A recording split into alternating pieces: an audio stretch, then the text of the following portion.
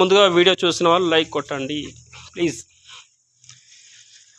ఇక విషయంలోకి పోతే ఇండియా టూర్ ఆఫ్ ఆస్ట్రేలియా.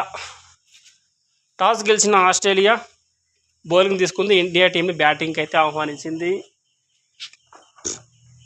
ఈ మ్యాచ్లో మెయిన్ కీలక ప్లేయర్స్ సీనియర్స్ విరాట్ కోహ్లీ, రోహిత్ శర్మ మళ్ళీ దాదాపు 7-8 ఏళ్ళ తర్వాత రీఎంట్రీ ఇచ్చినారు ఐసీసీ ఛాంపియన్స్ ట్రోఫీ ఫైనల్ తర్వాత.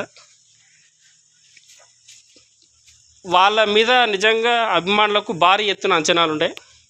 కానీ కొన్నిసార్లు అవుతుంటాయి కదా, మ్యాచ్ ప్రాక్టీసు నిలకడగా ఎక్కువ మ్యాచ్లు అయితేనే కొద్దిగా బ్యాటింగ్ లయ అనేది ఉంటుంది, అంటే ఫామ్ అనేది ఉంటుంది. సేమ్ మనకు అదే అనిపించింది. రోహిత్ శర్మ హదిలూడు వేసిన ఎక్స్ట్రా బౌన్స్కి స్లిప్లో క్యాచ్ అవుట్ అయ్యాడు. తర్వాత వచ్చిన విరాట్ కోహ్లీ స్టార్క్ బౌలింగ్లో కవర్ ఫీల్డర్కి అయితే క్యాచ్ ఇచ్చిండు. ఎంతో భారీ అంచనాలు.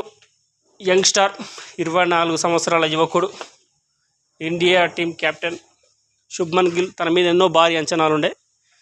వీళ్ళిద్దరు అవుట్ అయిన తర్వాత ఇన్నింగ్స్ నిలబెడతాడని, కానీ అది జరగలేదు. శుభ్మన్ గిల్ 10 రన్లు చేసి అవుట్ అయ్యాడు.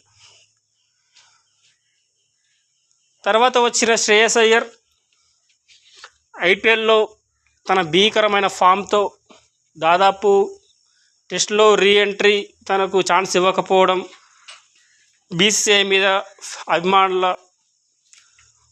విమర్శలు, బీసీసీఐ మీద ఇవన్నీ మనకు జరుగుతూనే ఉంది.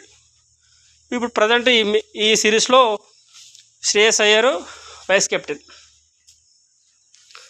అయితే తను ఈ ముగ్గురు అవుట్ అయిన తర్వాత ఆడతాడని అనుకున్నారు. ముగ్గురు అవుట్ అయిన తర్వాత శ్రేయస్ అయ్యర్ కూడా ఇన్నింగ్స్ బిల్డ్ చేస్తారేమో అనుకున్నారు, కానీ అది కూడా జరగలేదు. Shreyas Iyer keeper catch.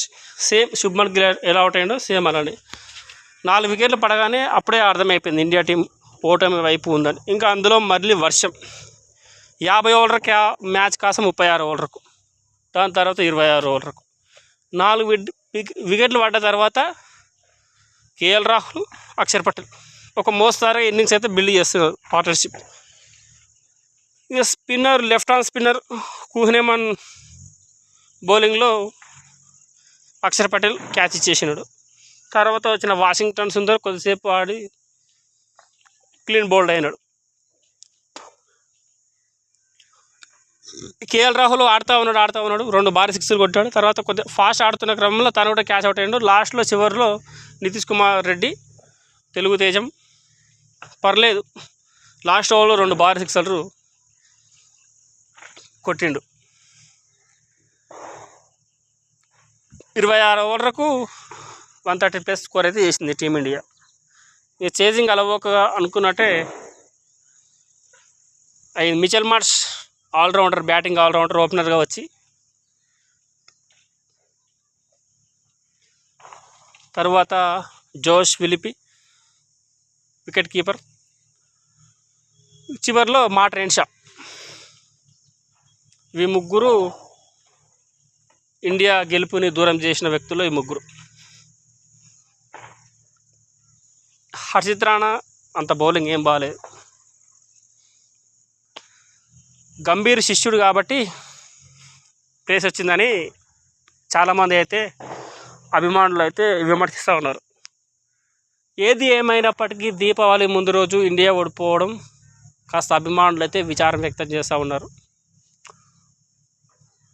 ముఖ్యంగా విరాట్ కోహ్లీ, రోహిత్ శర్మ అభిమానులు నెక్స్ట్ ఈ 2 మ్యాచ్లో వీళ్ళిద్దరు బాగా రాణిస్తారని ఆశిస్తున్నారు. ఎందుకంటే సీనియర్స్ ఉండాలి, సీనియర్స్ ఉంటేనే టీంకి క్రేజ్ అనేది ఉంటుంది. ఐ హోప్ నెక్స్ట్ మన ఇండియా టీం ఖచ్చితంగా మ్యాచ్ గెలుస్తుందని భారతీయులందరూ కోరుకుంటున్నారు. ఓకే, మరి ఉంటాను మరి, బాయ్.